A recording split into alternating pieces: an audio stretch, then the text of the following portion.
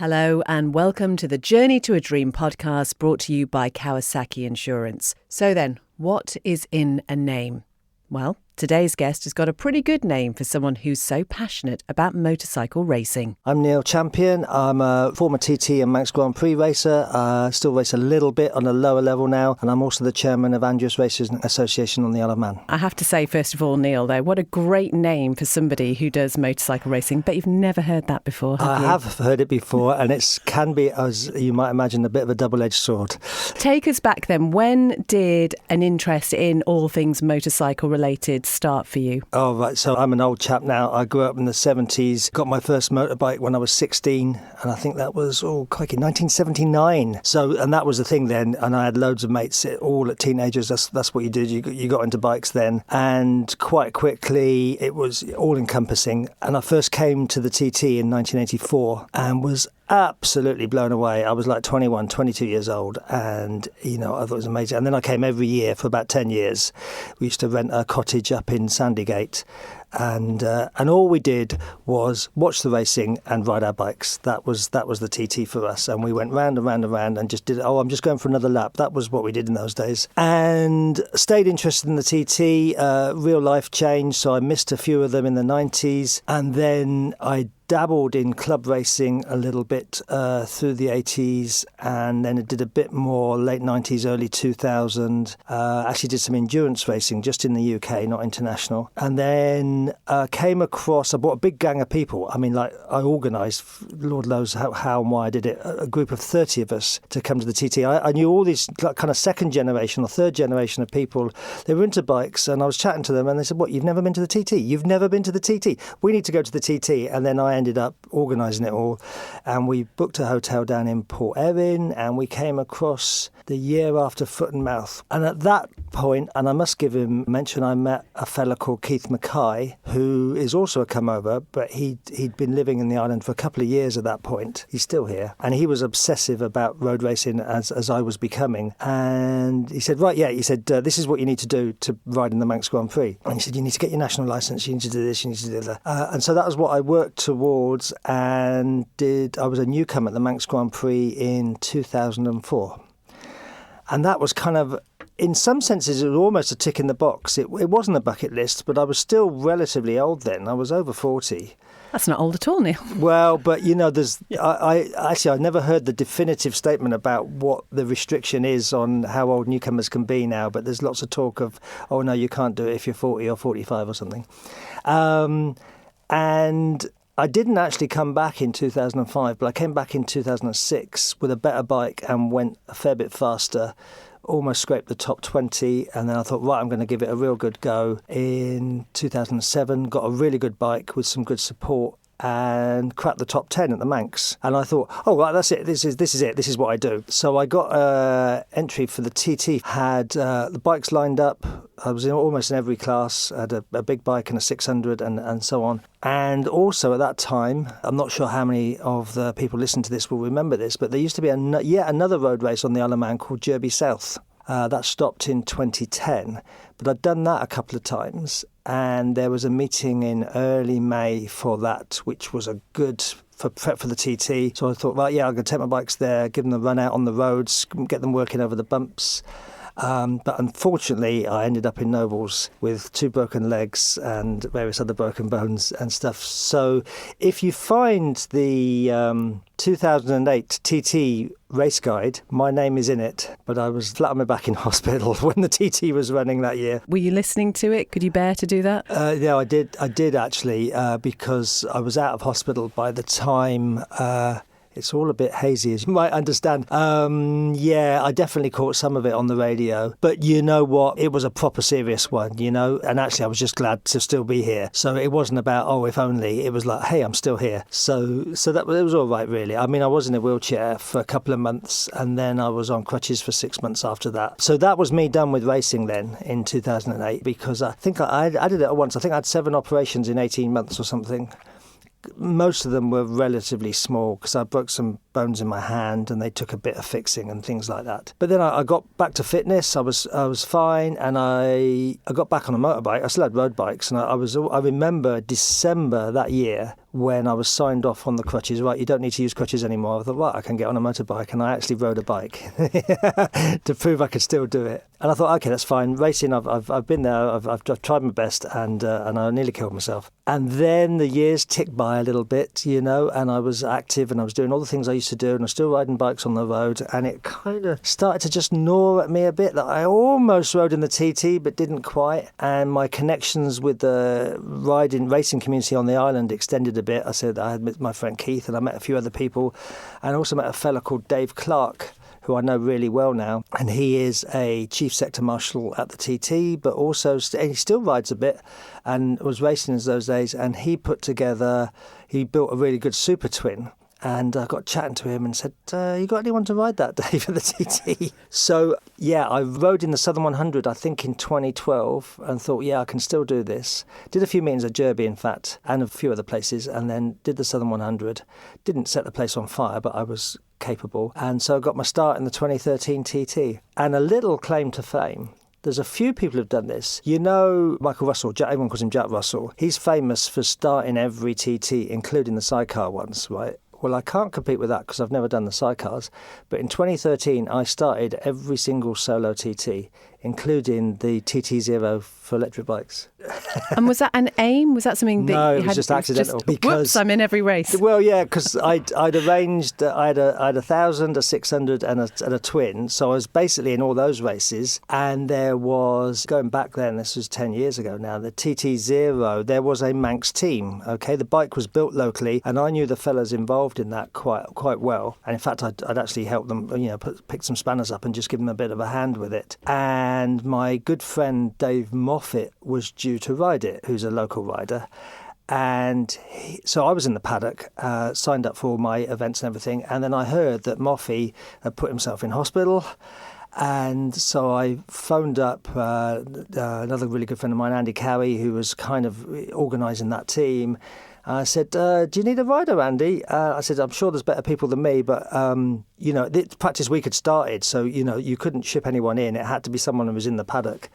I said, but if you need someone, I'm available. And so I got a lap of practice on it, and they said, yeah, off you go, fella. So unfortunately, the bike did stop halfway round in the race, so I didn't get a finish on it that time. So there we go. Ultimately, then, that dream was realised. You got to do your TT starts, all of them. Yeah. How did it live up to the expectation? Yeah, it's really difficult to describe. And actually, when riders get talking, one of the things we know that I've heard lots of us say this to each other, when you're talking about the TT, and it's the same with the Manx Grand Prix, really, that circuit, the TT mountain course on a bike. If you talk to someone who's never done it, you cannot really put it into words. You can write a million words about it, but it's not really a rational thing. It's just so deep and powerful and emotional. Heading off down Bray Hill, that tap on the shoulder and off your head is just something that literally can't be really described. I mean, you can describe it, but you can't carry across the way it makes you feel and everything. And of course, at the time, it's not that your heart's in your mouth, but you mentally are in such a place that, you're just completely focused. I mean, I'm, as hopefully it's coming across here, I'm quite a chatty, gregarious sort of fella, but on race days, or even actually in practice week, when we're working towards practice, I just get quieter and quieter and quieter and withdraw a little bit. And I don't become, nasty and horrible. I don't shout at people, but it's actually quite difficult to get me to engage because I'm just going into some other place. And everyone's like that in their own. Everyone has their own mental way of dealing with it. And then you're on the bike and you're paddling forward to start to say it's in practice week, which is not so intense, but still you always know, especially at the TT,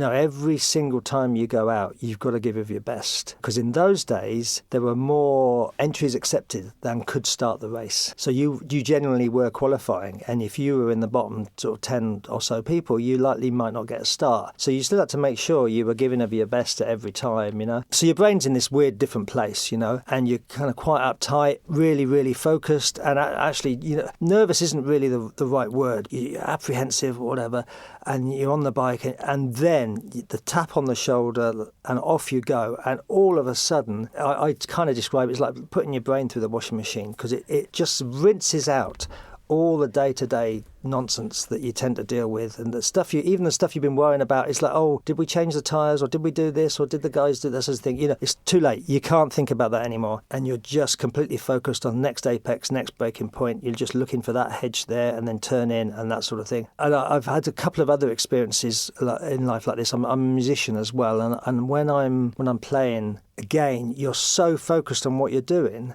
that it's really mentally, it just flushes everything else out. And because you've got no space for this other stuff, actually there is a little bit of your brain that is thinking there's these bizarre thoughts. So, I can remember coming along Solby Straight, and the spectators on the bank, and they're watching me, and I'm thinking, wow, those guys are actually watching me race a bike here. And then I'm thinking, well, there were people stood on that bank watching Agostini 40 years ago, or whenever it was, And those little thoughts pop into your head. You're still looking for your braking marker, but it is absolutely an incredible experience. I mean, I do have a genuine actual TT replica, which is in the fair. I don't have a huge number of trophies, but I've got a handful, and that's, obviously right at the top, front and centre. Definitely the achievement I'm proudest of. But there is a flip side to this. I came back in 2014 and crashed in practice on a big bike. So the thing, I had a big 1000, it was 193 horsepower, a super stocker. And I always used to come in with, I used to describe it as my eyeballs are slightly enlarged. And I did realise that the bike was too fast for my brain. My brain was a tenth of a second behind the bike, whereas you need to be a few tenths ahead of the bike, really. So I crashed at Greba Castle and survived it. And I thought, no, you're going to kill yourself like this, fella. Time to stop. And I was already planning to build a classic bike for what was then called the Classic TT, the Manx Grand Prix. I thought, that's what you're going to do. Just step it down a level, something a bit slower. And so from 2015 to 2018, I rode in the Classic TT, the Manx Grand Prix. I remember in one of the TTs I did 2 laps on the 1000, and I came back with my eyes wide open, and then got onto the 650 Twin, which would still do 150 miles an hour, but it had 100 less horsepower. And I remember pulling off down along the Glencountry Road and just going, oh, that's a bit better. Yeah, there's a corner up there, but it's not coming at me too fast, and that was what I can ride at. So I built myself a 750 for the Classic Superbike class, and rode that. And also when they changed the regs, a little bit of an aside really, but for the proper Grand Prix 250s, so from 2016, you could ride a TZ 250, all that sort of thing. So I got myself one of those as well, which I'd never owned before. I'd never owned a pure thoroughbred two-stroke racing bike. So that was a hell of a steep learning curve. But it stopped in 2016. It actually ceased. 2017, it went from the sublime to the ridiculous. Just the linkage on the gear lever just came loose, and I was going all right then. And in 2018, I got a finish on it. But I'd already decided 2018, I just realised that it was going to be my 9th event around the mountain course, and I thought, well, okay, you've done what you wanted to achieve. You are definitely not getting any faster. My personal life had changed a little bit, and I had, the stakes I was playing with were a bit higher, as shall we say, and I just thought, no, it's time to stop when you decide to stop, really. So I'd already decided that 2018 was going to be my last outing. And you're still sure about that? Yeah, even when I'm watching, because I'm very involved in marshalling now, since I've lived here, I'm watching the bikes go through.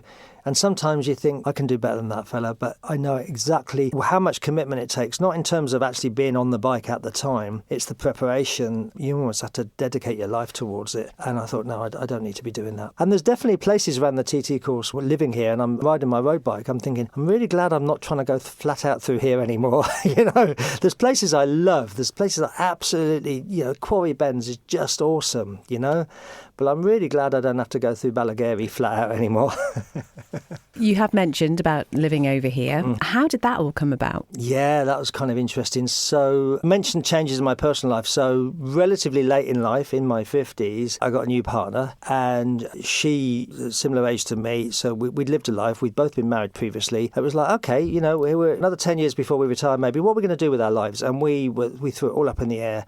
We were going to sell up, travel the world, or go and run a B&B in Cornwall, or all sorts of things. And she didn't really know much about racing, but she came with me to the pre-TT Classic in 2018, I think. Or maybe it was 17, I don't recall. It was a beautiful spring May day on the island, and the island is so beautiful when the sun's out. And we were walking from the paddock into Castletown, and she just looked around. She said, well, I suppose we could move here. And I looked at her sideways. I said, don't joke about that, I said. I'll take you seriously, but, let's think about it. She said, well, okay, right. So we actually had a proper serious conversation about it. Tell me you brought her back in November just to see what it was like. Actually, her first visit to the island was before that, because we came to stay with my friends in Ramsey for New Year. So she had seen it in winter. And so I said, okay, well, let's see if I can find a job here. It was 2018. I was in the Manx Grand Prix paddock up behind the grandstand, and I'd put my CV in to a few agencies on the island, and I got a phone call from one of them saying, can you go to an interview? I said, well, yeah. I said, I've only got jeans with me. I said, that's fine, it's not a problem. So I actually got a job while I was in the paddock at the Manx Grand Prix. Do you think your 16-year-old self would have thought anything about moving to what was, I suppose, and still is to lots of people, the spiritual home of motor racing? Yeah. I don't think my perspective on this is that different from people, but when I look back on my younger self, it seems like a different person. It doesn't feel like me anymore. Decades later, the experiences that make you into who you are. So he was a different guy, that young guy, and I don't know what he would have thought. So here you are then, living in the Isle of Man, and still motor racing, still not very far from your thoughts. No, and I do still ride, and people say to me, I thought you'd retired. No, I still do the Pre-TT Classic, which is a lovely event, and it's so well organised. The Southern 100 Club are amazing. I know they call it the friendly races, but it is such a great paddock, and it's a brilliant atmosphere. And I remember after the break for COVID, so it didn't happen in 2020 and 21. So I put my entry in 22, and I was really thinking to myself, okay, right, this is 3 years now since you've done this. Do you still want to be, riding between the hedges and the walls and everything? I thought, well, okay, look, the entry's in, we'll prep, we'll go there, we'll go out in first practice and just, I'm talking about it's like racers do, isn't it? I will see how I feel. So that was in my head, and I went out in the first practice, and like half a lap round, I was just grinning and just going, yeah, this is amazing. And it was just, I was completely back on it, and I loved it. And I'm also very involved in Andreas Racing Association. When I moved back to the island, I thought, right, because I'd raced with the club quite a lot as a visitor. And I thought, right, okay, now I live here, I was trying to contribute to it. The club wasn't really in a very great place at that time. And at the end of 2019, the club was not doing very well. And I actually stood up and said, right, okay, guys, to the membership, I said, if you want to put your faith in me, I'll see what I can do. And I got voted in as chairman. So then I had to put my money where my mouth had been, and we got some new people in on the committee, and a few people who've been there before. So like Dave Moffat is a thread right through this. He's been involved with the club for 20 plus years. Can you just tell us a little bit about what the club's aim is, I suppose, how it all right? So Andreas Racing Association is just a grassroots motor racing club. There's various ones across in the UK. Some of them are really quite historical, so things like BEMC and stuff like that. And then you've got quite small clubs, Auto 66, EMRA, the East Midlands Racing Association.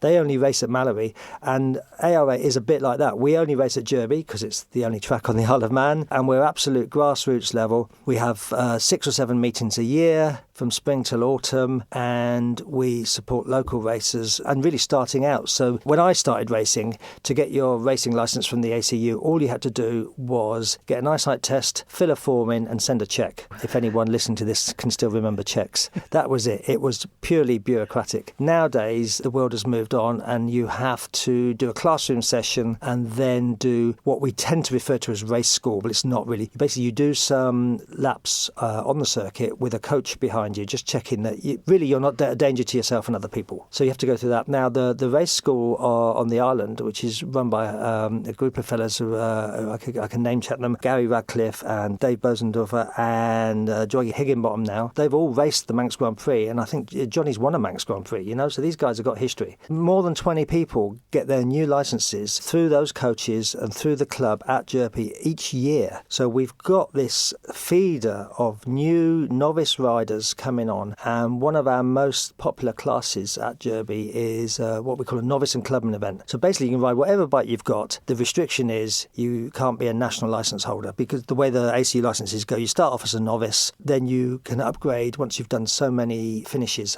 I think you need to get 10 finishes, 10 separate meetings. Please don't quote me on this because I'm not reading the regs right now.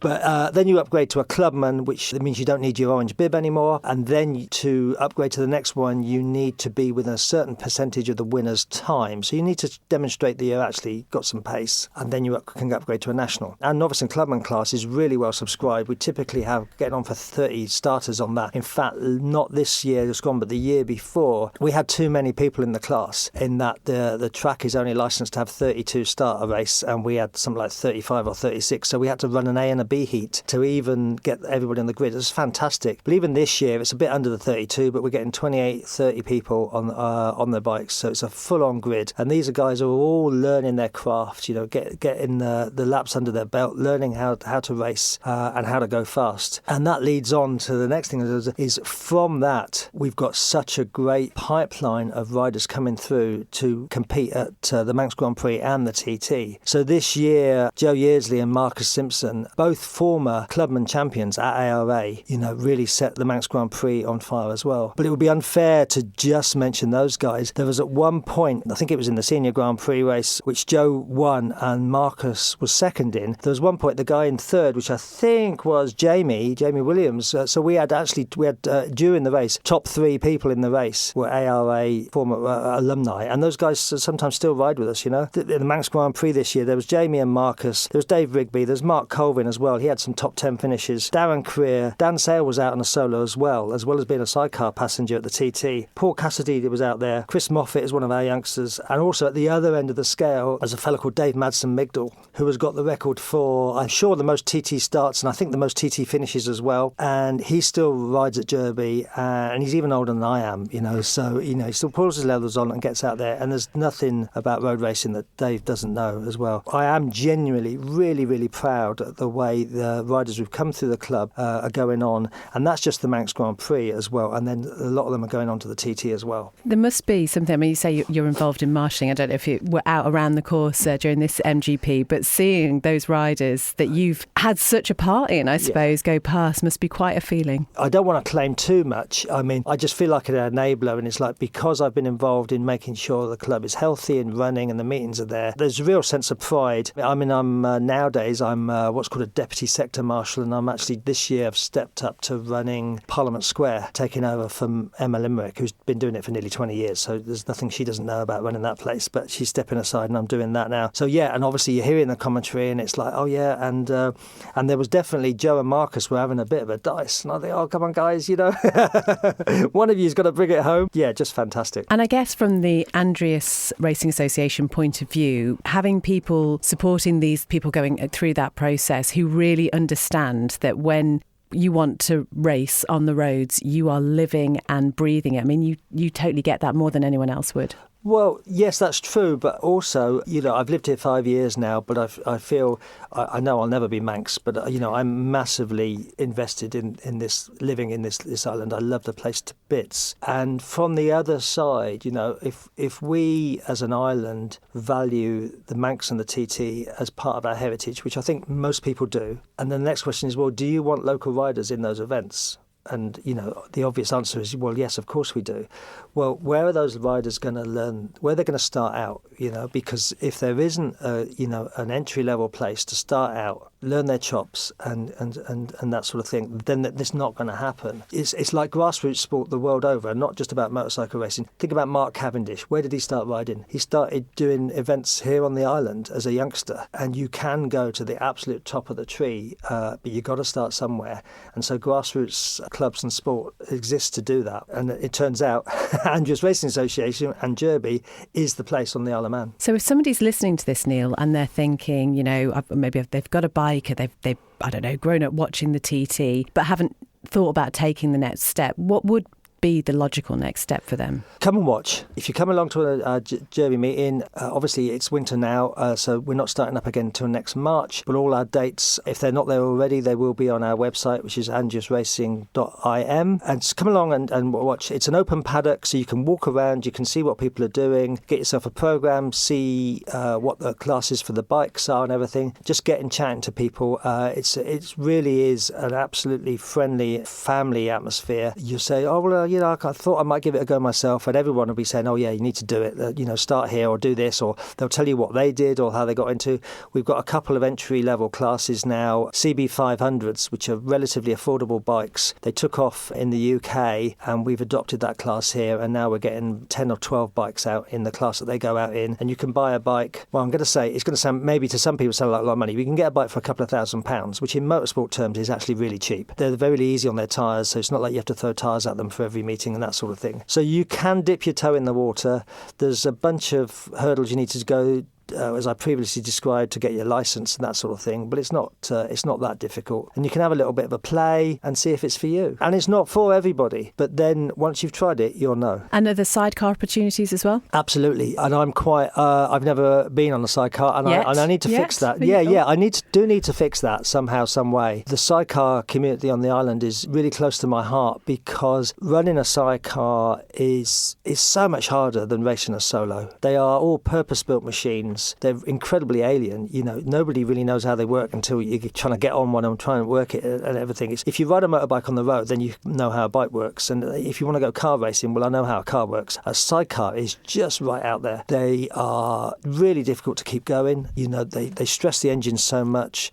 The tyres are really... I was talking to Craig Melvin, and he said the set of tyres, obviously 3 of them for his outfit, best part of £1,000. It's big bucks. And there is a really dynamic sidecar community on the island. And I've actually, if you think about the TT this year, there were only 24 starters in the TT class. And I know the ACU and the organisers are going to have to do some work to get that class back to full strength. But of those 24, 4 of them were local crews. So that's a hell of a percentage. We're fighting way above our weight, batting above our average in terms of that. And, obviously we've got Dave Molyneux, is a very proud Manxman. He's won the most sidecar TTs ever, and he still races it. And he's nearly as old as I am as well. So him and Dan Sale were out in the TT this year. And Dave, and I hope he won't mind me saying this, he did his first race with Andrews Racing Association.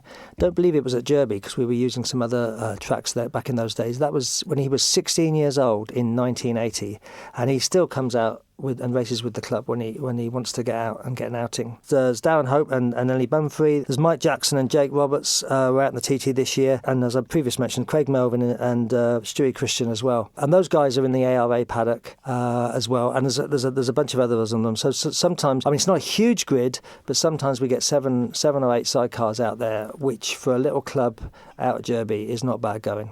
And we talk about people who may be interested in taking part themselves, coming up and having a walk around, but is it open to members of the public as well? Because Absolutely, it is a long winter for people who love motorcycle racing. It is a long winter. Racing. Well, we live here. We know what we mean by the phrase long winter, don't we? But, once people get Christmas out of the way, then they're already planning towards the next season. And, on the first week in January, March isn't far away. And we've got test days in March and racing in... Gosh, I'm thinking about our dates now. I think our first race is in April. Really, we haven't set the prices for next year, but it's a few quid to get in with a programme and everything. But the thing I will pitch is if you buy we've got a membership of the club, you can buy what we call a supporters membership. And if you buy that gets you entry into our events for the entire season. So if you want to support the club, and actually, I think as soon as you come to if you come to your third race, then your quid's in terms of what it's cost you. So I'll put that out there as well for locals. And we do get quite decent turnout, really. We take some money on the gate. Paddock is open. You can walk around. You can talk to the people you know. You can see what's going on, and then you can get right close and watch the racing as well. Neal, it's been fascinating talking to you. And, you may not be racing in the TT or the MGP anymore, but it's still clear that it's absolutely something that you're so passionate about. Yeah, it really is. And if that ever goes, then I'm going to step away from it, because I think you've got to carry that into the event. And the thing I haven't mentioned, which... will seem like a bit of a mission, so I'm going to cover it now, because we talked about the sidecar cruise. I've talked about the Manx Grand Prix, which in terms of progression is where the club's riders tend to go on for as well. But then they go on to the TT, and I absolutely must mention a few of our guys who've acquitted themselves really well, the TT. So I'm going to mention 3 club champions. So basically these guys who have won the open class at Derby. Jamie Kringle, Ryan Kringle, they're brothers. They're both so fast. I think Ryan has won it, I'm so sorry if I get this wrong. I think Ryan has won that championship more than anyone else now. And also a fellow called Mikey Evans as well. He's also a former club champion. All three of those guys done really well at the TT. Jamie had his debut in 2022 and did really, really well. And Ryan had his debut in 23 as well. And the both of them just were fantastic. Mike had some great TT outings as well. But I should also mention, as I've mentioned Dave Madsen-Migdal as well. He's there every year. He's always in the start list. Paul Cassidy has been going faster and faster. Gareth Arnold is another ARA rider as well. Tony Redmond and Tony and Paul are both involved in organising the club as well. They're on the committee as well as they're prepping their bikes to get out the TT. Because it's the Isle of Man, we've got this straight line through dipping your toe in the water at Derby, going fast at Derby, going to the Manx Grand Prix, and then going to the TT and beyond. And I think actually I've just remembered this. Mikey Evans is actually at the Macau Grand Prix right now. So we can we're just this little island, but people can cut their teeth here and go as far as their dream takes them. And you're part of that dream. Very proud to just make this little contribution. This Journey to a Dream podcast has been brought to you by Kawasaki Insurance. Visit their website, kawasaki-insurance.co.uk, to find out how you can get covered. I can. Thank you so much. Thank you.